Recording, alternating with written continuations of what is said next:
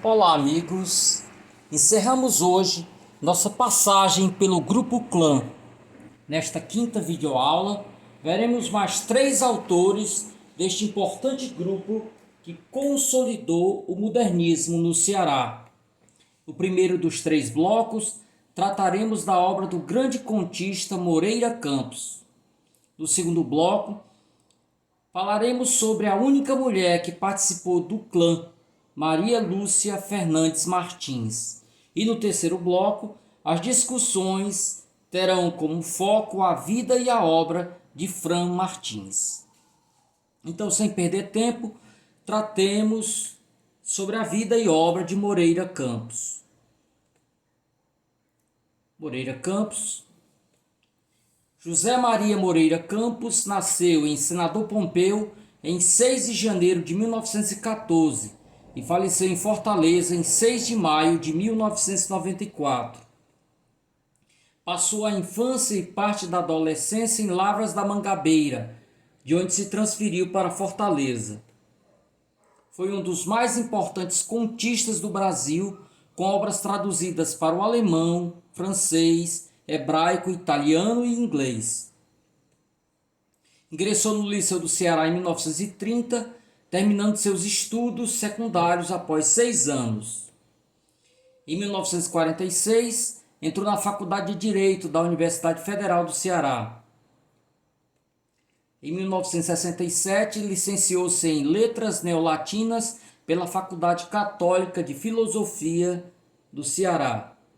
Exerceu o magistério na Universidade Federal do Ceará, no curso de Letras, como titular de Literatura Portuguesa. Eram célebres os saraus que lhe organizavam. Tive uma amiga que teve o prazer de participar. Além de membro do Grupo Clã, também pertenceu à Academia Cearense de Letras. Aqui algumas das obras que ele produziu, né? Então, principalmente no conto, ele escreveu Vidas Marginais, Portas Fechadas, As Vozes do Morto, O Puxador de Terço, Contos Escolhidos, Os 12 Parafusos, 10 Contos Escolhidos, A Grande Mosca no Copo de Leite e Dizem que os Cães Veem Coisas. Além desses livros de contos, escreveu também o livro de poemas Momentos, livro de 76. Então aqui eu reuni algumas considerações críticas sobre o autor, começando com Braga Montenegro em Correio Retardado. Braga Montenegro diz o seguinte: em tudo a vigilância do artista consciente se faz dominante, pois que a beleza dos contos, na maioria dos casos, não está no conjunto, no resultado de uma técnica bem ajustada aos acontecimentos, da fábula ou do drama, mas sim na tessitura dos detalhes, dos valores mínimos. E por cima de tudo isso, a ironia amável, o cáustico do moralista desencantado, tal como ocorre às melhores páginas de Machado de Assis, por onde se observa o parentesco do autor de Portas Fechadas com o máximo realizador do conto em língua portuguesa. No estilo, certamente, residirá uma das grandes forças da arte de Moreira Campos. Sem se afastar do clássico, sem pré-digitações sintáticas, sem recorrências à terminologia popular, constrói ele o seu material de expressão e o faz com a consciência e a serenidade de um verdadeiro mestre. Um estilo fluente e fácil de se ler e penetrar, dificílimo talvez na elaboração, tal como acontece a todas as coisas realmente simples.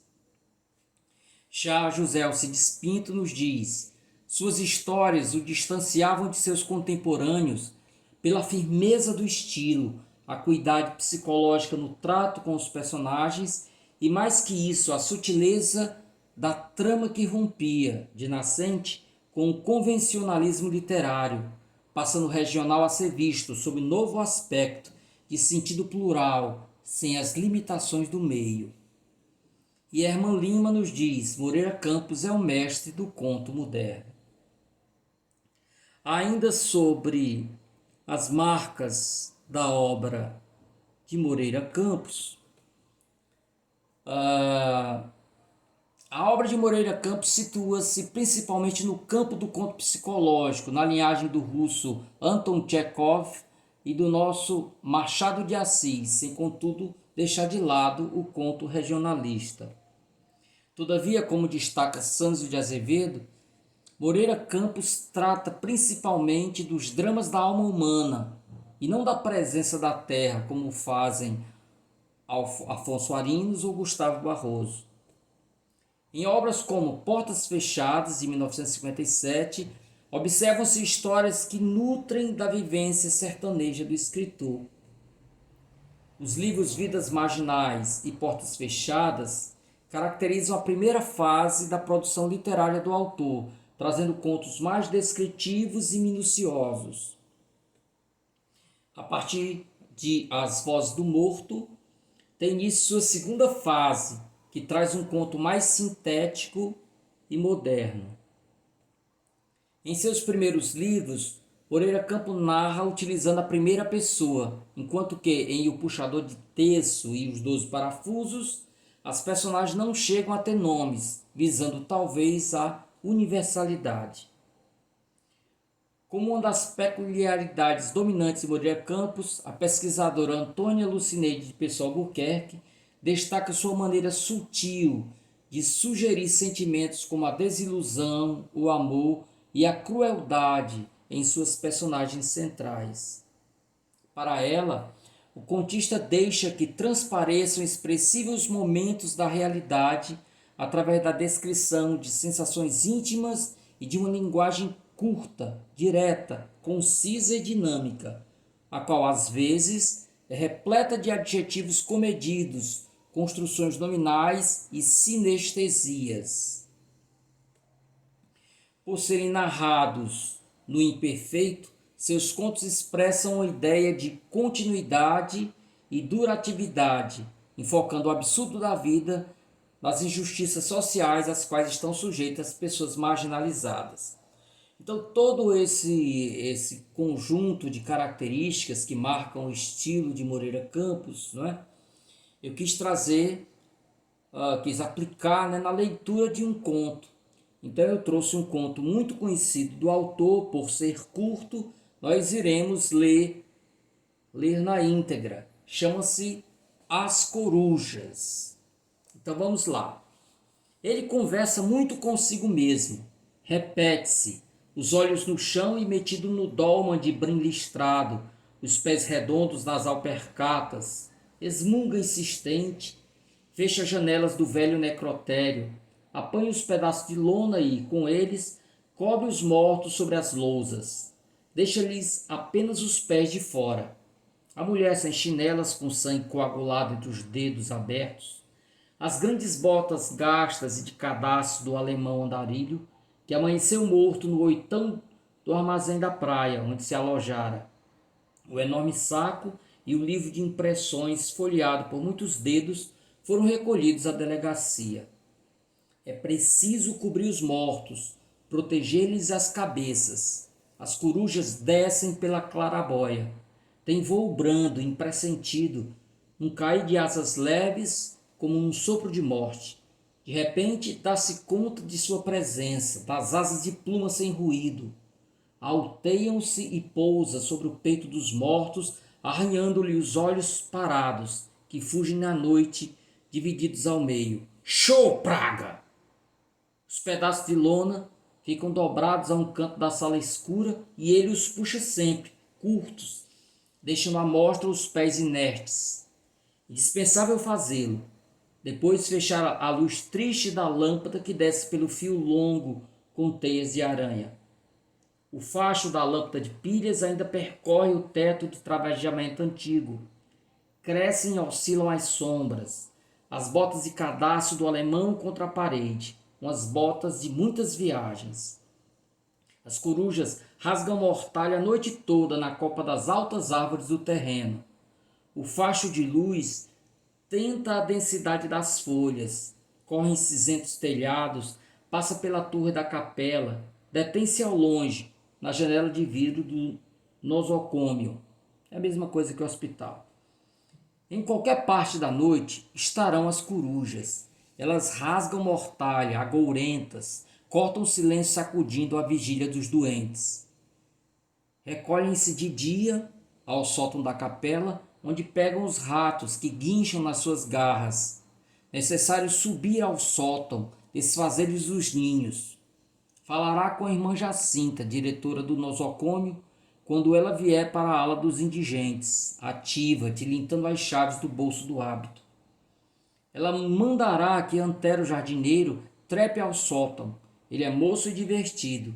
Torcerá o pescoço das corujas com os cabelos cheios de aranha e as atirará ao pátio do alto da torre, pilheriando com as enfermeiras. É preciso exterminar as malditas que rasgam mortalha na noite, enquanto o facho de luz as procura na sombra densa das árvores. Show, praga! Resmunga, conversa sozinho, repete-se. Torna a experimentar as trancas das janelas, teima em ajeitar os pedaços de lona que modelam saliências rígidas. O pedaço de lona do alemão ficou curto como uma camisa. Tem presença apenas as botas. Resmunga. Se pudesse ele próprio, poria uma tela de arame na clarabóia. Já falou a Dr. Joca, que ele trata por você, porque foram criados juntos e um xinga o outro. O bisturi de Joca corta sem pressa, profissionalmente. Luvas ensanguentadas, bigode branco amarelecido pelo fumo, ele apanha o cigarro com a boca no cinzeiro, sobre o peitoril da janela. Secciona pedaços. Leva o balde. O velho recolhe e conversa consigo mesmo, o corpo atarracado, mal contido no dolma de mescla. Quando o homem que chegou do interior e se hospedou no quarto da pensão veio fazer velório ao corpo descarnado do filho, ele lhe deu a lâmpada de pilhas e o advertiu para as corujas. Elas desciam pela clarabóia, mesmo com a luz da lâmpada. Era preciso manter as velas acesas nos castiçais. Só assim as desgraçadas não vinham. Temiam queimar as asas nas chamas. Ficavam rasgando mortalha no alto das velhas árvores ou na torre da capela. Sem a presença das velas, elas surgem sempre, impressentidas, como um sopro de morte. Alteiam-se leves, pousam sobre os peitos dos mortos e com o bico arranham-lhe os olhos, que fugem parados e indefesos na noite. Bom, eu teci aqui alguns comentários, e como eu gosto sempre de acentuar, é uma obra literária, e é claro, eu não pretendo aqui dar conta de todo o conto. São algumas impressões, né, que a narrativa me trouxe e eu quero compartilhar com vocês. Então vocês podem, voltando ao conto, encontrar coisas que eu não vi, tá bom? Então a primeira questão que eu levanto: As Corujas, conto integrante do livro O Puxador de Terço, de 1969, traz um instantâneo da vida de um velho que trabalha em um necrotério instalado em um terreno onde fica um hospital e uma capela. Sua principal ocupação é a de impedir que corujas, descendo pela clarabóia, venham bicar os olhos dos mortos, que ele cobre toda noite com pedaços de lona. Então, como em vários contos do russo Anton Chekhov, a narrativa é a impressão psicológica, não uma sequência de episódios que aguça a curiosidade do leitor em relação ao desfecho da história. Então, praticamente não há ação na história, né? Nós temos aqui, como eu falei, um instantâneo, uma fotografia, né? Um pedaço desta vida desse personagem aí, e ele procura nos trazer as impressões desse velho que trabalha nesse necrotério, né? A presença das aves agourentas em um contexto fúnebre permite ainda uma aproximação com o poema O Corvo, do americano Edgar Allan Poe. Então, para quem não conhece este conto, não é? Trata de um cidadão que está isolado de todo mundo, lendo livros antigos, não é? Para poder arrefecer um pouco da dor que ele passa por ter perdido a sua amada Lenore. E aí, quando ele está na alta madrugada, quando ele lê aqueles livros, de repente ele percebe a bicada, Na verdade, ele imagina ser um visitante.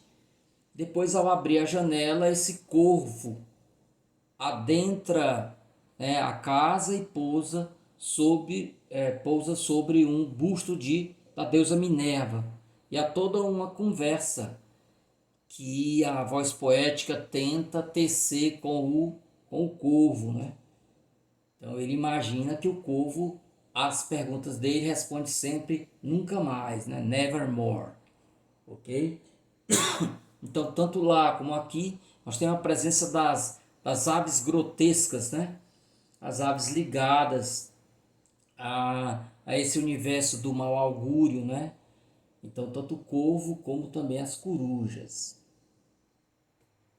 A morte, tema recorrente nos contos de Moreira Campos, aparece no texto através de vários termos. Eu selecionei algum: necrotério, mortos, rasga-mortalha, sopro de morte, torcer o pescoço, exterminar as malditas, etc. O regionalismo, outra marca de Moreira Campos, ao lado do retrato psicológico, aparece no texto pela referência a uma crendice popular em torno da rasga-mortalha, assim denominada uma pequena coruja, Tito furcata é o nome científico, não é? Cujo atrito das asas durante o voo produz um som semelhante a um pano que está sendo rasgado. Por essa razão, o povo acredita, pelo menos acreditava, na minha infância, era realmente uma crença, né? Não apenas da minha família, como de todos no entorno. Então, se passasse a rasga-mortalha piando por sobre a casa, se alguém tivesse doente, podia preparar que aquela pessoa iria morrer, né? Então, o povo acredita que quando ela passa sobre a casa de alguma pessoa doente, ela esteja rasgando a mortalha do doente, ou seja, prenunciando a morte deste. No texto, a expressão rasga-mortalha aparece 4 vezes, embora o conto seja muito curto, 4 vezes aparece. E em uma dessas passagens afirma o narrador: em qualquer parte da noite estarão as corujas.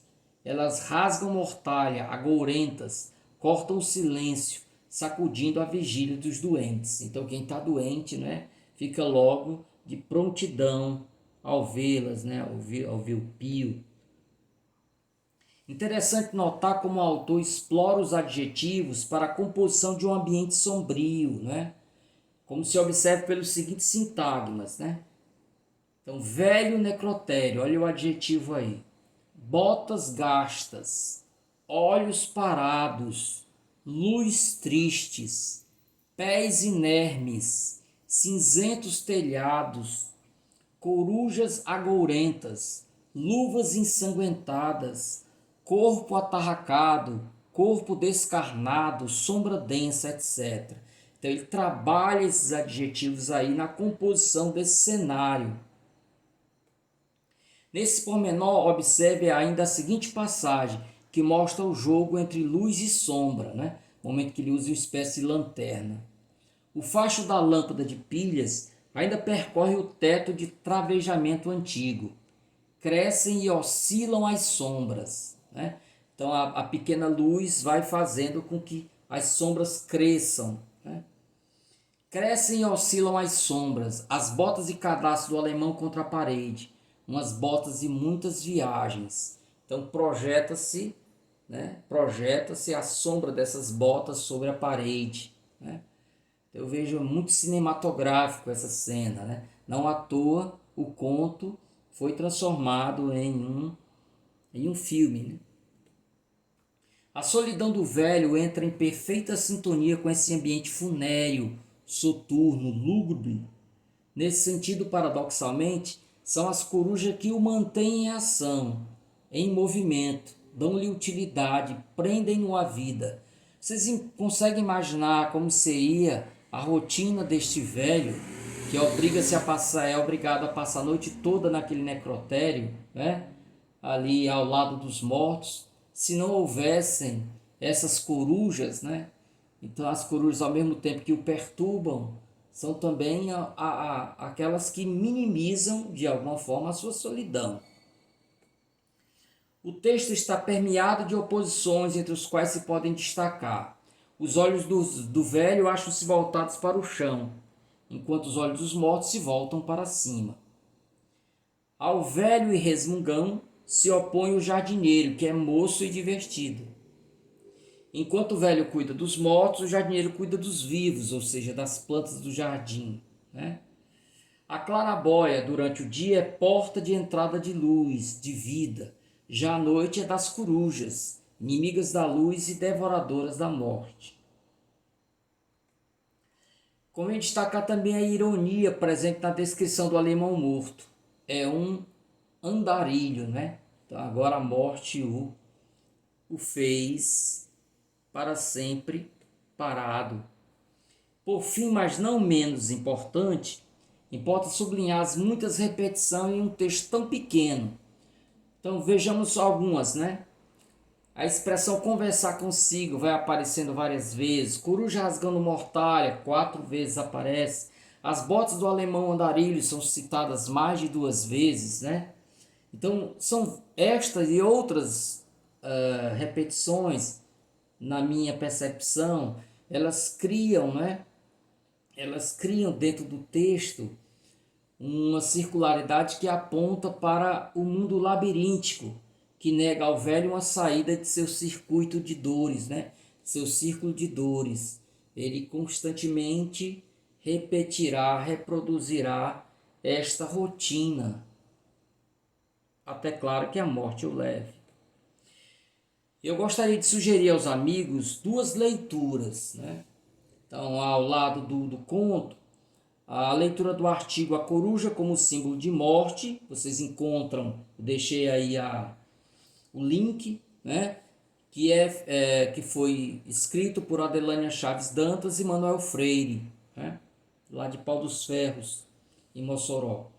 E também a entrevista concedida por Fred Benevides, né? Eu deixei aí, que fez um filme baseado no conto Em Foco de Moreira Campos. Inclusive eu deixei também o link para vocês verem o trailer, né? Ok? Então, com essa breve passagem sobre Moreira Campos certamente, né, valeria um curso inteiro só sobre ele, né, dada a grandeza da obra de Moreira Campos. Mas como nós temos muito ainda chão por andar, né? Então não é apenas uma passagem, apenas para aguçar, né, os pesquisadores para procurarem saber mais sobre Moreira Campos. Então, com essa breve passagem pelo conto, há um outro conto lá no Siga que eu deixei para vocês, né? E com essa breve passagem nós encerramos o primeiro bloco.